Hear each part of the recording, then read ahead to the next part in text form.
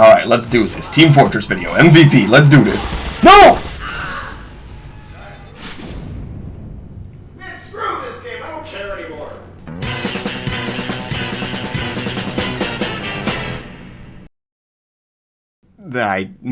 Hello everyone. My name is Jonathan Sherwood, and we're going to take a quick look at Team Fortress 2.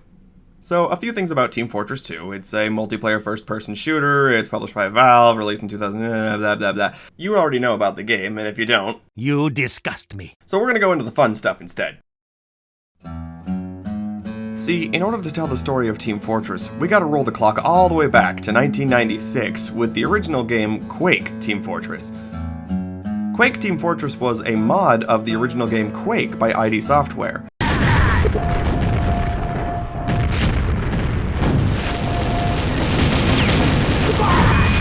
Team Fortress was a bit of a far cry from the other Quake mods, as it focused on teamwork and objectives with classes rather than just running and gunning. Because of this, players flocked to that mod. In fact, at one point the servers were split 50-50 between people who were playing the original game and people who were playing Team Fortress. Many copies were even sold because players wanted to go to Team Fortress rather than just playing Quake. With this much popularity circling around a mod, a company that was deeply interested in advertising the capabilities of their new engine decided to speak with the creators of Team Fortress. This, of course, was Valve.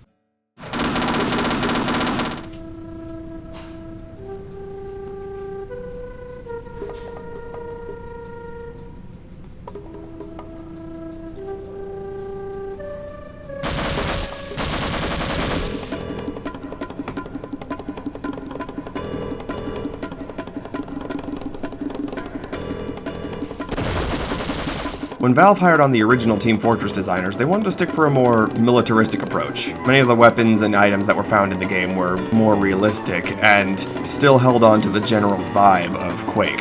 While this is generally dubbed as Team Fortress Classic, it's more or less a Team Fortress 1.5. It's not necessarily the original one, but it's also not really a full expansion in and of itself.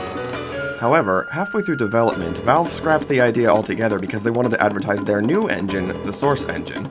Starting from scratch, they went for a more cartoony look instead, with a lot more lively of gameplay and a little less realistic and heavy. This, of course, is where the Team Fortress 2 that we know today came from. There's a lot more on the subject that we could go into, but it kind of goes outside the scope of this video. I'm going to leave a link below to a video that I think is really good at covering the entire transition from Team Fortress 1 to Team Fortress 2. But for now, let's move on. Alright. Now we can get into gameplay now that we're done with history.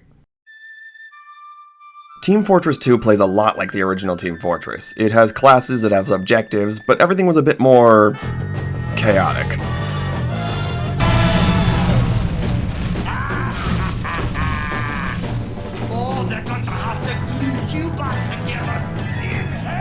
And with 9 different classes to choose from, there's a unique playstyle for anybody.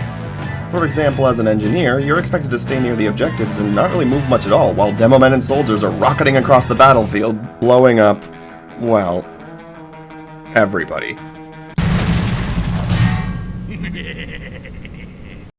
But this wasn't just a good reboot, this was a great game. Critics across the board gave them outstanding reviews, winning multiple awards and being a huge financial success.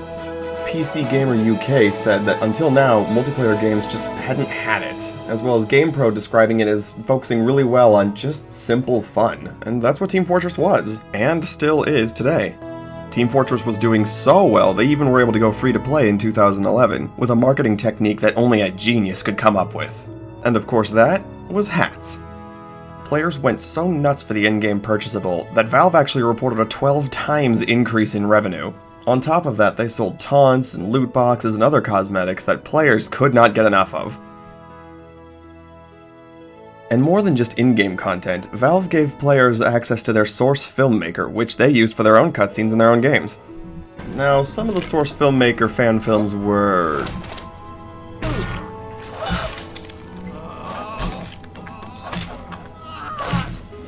Many of them were actually so talented that Valve themselves sponsored the Saxy Awards, which was dedicated to whichever filmmakers made the most impressive animation.